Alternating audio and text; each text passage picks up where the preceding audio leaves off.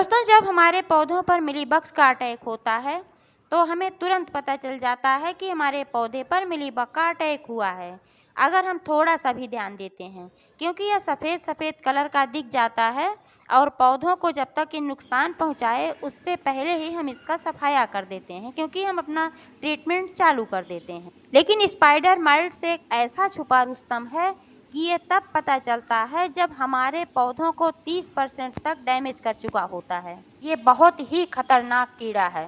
इंसानों और जानवरों के लिए तो ये बिल्कुल भी खतरनाक नहीं है, लेकिन पौधों के लिए इतना खतरनाक है कि अगर एक बार लग जाए और अगर हमने ध्यान नहीं दिया तो यह पौधों को ख़त्म करके ही छोड़ता है। तो दोस्तों, कैसे पहचाने कि हमारे पौधे पर स्पाइडर माइट्स का अटैक हुआ है, ये बड़ी बात है। और इससे छुटकारा पाने के लिए हमें क्या करना चाहिए, इस वीडियो में यह सब जानकारी मिलने वाली है। तो प्लीज़ वीडियो पर अंत तक बने रहें, बिना स्किप किए पूरा देखें और अगर पसंद आए तो ज़्यादा से ज़्यादा शेयर करें, लाइक करें और चैनल को अभी तक सब्सक्राइब नहीं किया है तो प्लीज़ चैनल को भी सब्सक्राइब करके बेल आइकन को प्रेस कर दें ताकि सारे अपडेट्स आपको मिलते रहें। नमस्कार दोस्तों, स्वागत है मेरे YouTube channel gardening with Poonam में। दोस्तों, आप जो देख पा रहे हैं यह मोगरा का पौधा है मेरा। ये 2 साल पुराना मेरा मोगरा का पौधा है और इसमें ढेर सारी फ्लावरिंग होती थी, खूब हरा भरा था, बहुत ही अच्छा लगता था। लेकिन अब इसकी कंडीशन आप देख रहे हैं कि किस तरीके से इसके पत्ते खराब हो गए हैं। इसके पत्तों पर सफ़ेद धब्बे नज़र आ रहे हैं, पत्तों में छेद भी दिख रहा है, कुछ पत्ते फटे भी दिख रहे हैं। पौधे की ग्रोथ ना के बराबर हो रही है, कलियां थोड़ी बहुत आ रही हैं लेकिन उनका विकास नहीं हो रहा है। तो इन सब समस्याओं का कारण है स्पाइडर माइट का अटैक। जी हाँ दोस्तों, मेरे पौधे पर स्पाइडर माइट का अटैक हो गया है। जब मैंने देखा कि मेरा पौधा इस तरीके से इस कंडीशन में जा रहा है और इसके पत्ते इस तरीके से हो रहे हैं, ग्रोथ नहीं हो रही है, तब मैंने बारीकी से इसका निरीक्षण किया। तब मुझे दिखा कि इस पे तो स्पाइडर माइट्स का अटैक हुआ है। दोस्तों, ये 8 पैरों वाला बहुत ही छोटा सा कीड़ा होता है। यह समझ लीजिए कि जो पूर्ण विकसित कीड़ा होता है ये 1 इंच का 50वां भाग होता है, इतना छोटा होता है। और जो नए कीड़े होते हैं बिल्कुल, वो तो इतने छोटे होते हैं कि दिखते भी नहीं हैं जल्दी। गर्मी बहुत पड़ रही है तो ये इनके अनुकूल है, क्योंकि सर्दियों में ये कीड़े नहीं उत्पन्न हो पाते हैं, इनका डेवलपमेंट नहीं होता है सर्दियों में। लेकिन जब गर्मी का मौसम आता है तब ये विकसित हो जाते हैं। सर्दियों में ये रहते हैं वनस्पतियों पर, अंडे के रूप में ये रहते हैं, लेकिन जब गर्मी अधिक पड़ने लगती है तब ये विकसित होने लगते हैं। दोस्तों, एक पौधा मेरा और था मोगरा का कि उस पर भी स्पाइडर माइट्स का अटैक हुआ था।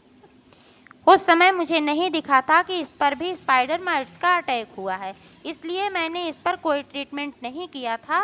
मैंने सिर्फ उसी पौधे का ट्रीटमेंट किया था और आज उस पौधे की कंडीशन यह है कि उसमें काफ़ी कुछ सुधार हुआ है, उसमें नए नए शूट्स निकले हैं, उसमें नई शाखाएं निकली हैं और उसकी ग्रोथ शुरू हो गई, उसमें कलियां भी बन रही हैं, आप देख पा रहे हैं। और आज मैं इसका भी ट्रीटमेंट करूँगी और फिर ये पौधा भी मेरा सुधर जाएगा, क्योंकि इस पर अभी बहुत ज़्यादा अटैक इस पर भी नहीं हुआ है।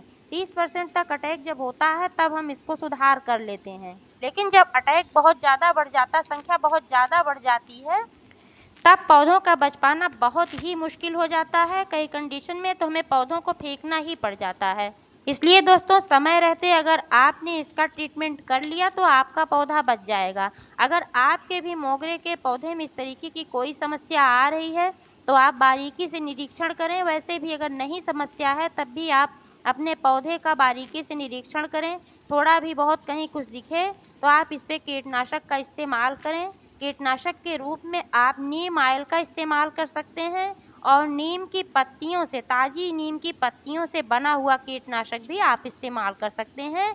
यह बहुत ही पावरफुल होता है। मैं तो मार्केट से नीम ऑयल नहीं मंगाती हूँ, मैं सिर्फ नीम की ताज़ी पत्तियों को ही इस्तेमाल करती हूँ। ताज़ी नीम की पत्तियों का कीटनाशक बनाने के लिए ताज़ी नीम की पत्तियों को ठीक तरीके से धो लें, फिर उसके बाद मिक्सर में उसको डालकर थोड़ा सा पानी मिला लें और फिर पीस लें। इसके बाद इसका रस छान लें। 100 ml रस में 1 लीटर पानी मिलाकर आप स्प्रे बोतल में भरकर अपने पौधों पर इसको छिड़कें। यह बहुत ही पावरफुल होता है। दोस्तों, स्पाइडर माइट्स इन पत्तियों के नीचे पिछले भाग में ही अपनी कॉलोनियां बनाते हैं। यहीं पर ये छिपते हैं और यहीं पर ये विकसित होते हैं। इसलिए जितनी कम पत्तियां होंगी, जितनी कम शाखाएं होंगी, तो हमें ट्रीटमेंट करने में आसानी होगा। इसलिए हम ये सभी खराब हो चुकी पत्तियों को हटा देंगे और इस पर हम नीम की पत्तियों से बना हुआ कीटनाशक स्प्रे करेंगे। कीटनाशक का इस्तेमाल करते समय इस बात का ध्यान रखना चाहिए कि जहाँ पर ये कीड़े लगे हुए हैं, खासकर पत्तियों के नीचे जहाँ छुपने का इनके स्थान है, उसी जगह पर आप फोकस करके कीटनाशक का इस्तेमाल करें। दोस्तों, चूंकि अभी दोपहर का समय है, इसलिए मैं इस पर छिड़काव नहीं कर रही हूँ, क्योंकि कोई भी कीटनाशक दोपहर के समय में नहीं छिड़कना चाहिए, ना ही कोई फर्टिलाइज़र दोपहर के समय में डालना चाहिए। ऐसा करने से आपके पौधे को नुकसान पहुंच सकता है। कोई भी कीटनाशक आप डालें या कोई भी फर्टिलाइज़र डालें, इसके लिए शाम का समय सबसे उपयुक्त होता है और मैं शाम को ही यह ट्रीटमेंट करूंगी। इससे मेरा पौधा स्वस्थ हो जाएगा, इस पे से सारे कीड़े खत्म हो जाएंगे। लेकिन एक ही बार नहीं करना है दोस्तों, इसको कम से कम 4-5 बार दोहराना है, क्योंकि इतनी आसानी से ये पूरे नहीं जाते हैं। कहीं ना कहीं छुपे रहते हैं, 1-2 बचे रहते हैं, फिर उनसे और हो जाते हैं। इसलिए इसका ट्रीटमेंट करने के लिए कम से कम ये प्रक्रिया आपको 4-5 दिन दोहरानी होगी। लगातार ना सही तो 1 दिन छोड़कर आप ये प्रक्रिया दोहराएं। इससे आपका पौधा फिर से स्वस्थ हो जाएगा, पुरानी कंडीशन में आ जाएगा और फिर ढेर सारी फ्लावरिंग भी करने लगेगा। अभी 4-5 दिन पहले मैंने अपने दूसरे वाले पौधे पर ये ट्रीटमेंट किया था और आप देख पा रहे हैं कि इसमें कितना ढेर सारी नई नई ब्रांचेस निकल आई हैं। सब नई ही निकली हैं, पुरानी तो मैंने हटा ही दिया था लगभग, और सब नई निकली हुई हैं। और इस पत्ते को देखिए आप, ये पत्ते इस तरीके से ऐंठे हुए नहीं हैं और ठीक दिख रहे हैं। अभी इसमें कुछ पुरानी पत्तियां बची हैं जो कीड़ों के अटैक से डैमेज हो चुकी हैं, तो मैं उनको भी हटा दूंगी। दोस्तों, जब हमारे पौधों पर कीड़ों का अटैक होता है तो वो हमारे पौधों के रस चूस लेते हैं। इससे पौधों में पोषक तत्वों की भी कमी हो जाती है। इसलिए इसमें मैं फर्टिलाइज़र का इस्तेमाल करूंगी, लेकिन वो भी मैं शाम को ही करूंगी। लेकिन मैं बता दूं कि इसमें मैं कौन सा फर्टिलाइज़र डालने वाली हूँ। दोस्तों, मोगरा के लिए सबसे अच्छा फर्टिलाइज़र NPK है और मैं वही डालूंगी। नाइट्रोजन, पोटेशियम, फास्फोरस युक्त खाद होती है, लेकिन इसमें 5-25 और 5 के अनुपात वाला मैं डालूंगी, क्योंकि मोगरा का पौधा फ्लावरिंग वाला पौधा होता है, तो इसमें फास्फोरस की मात्रा ज़्यादा होनी चाहिए।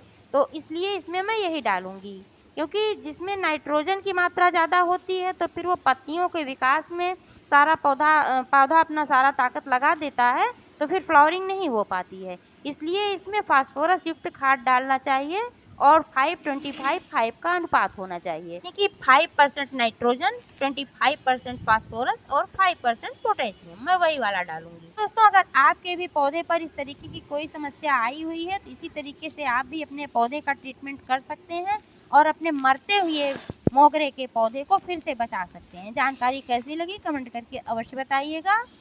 Thank you.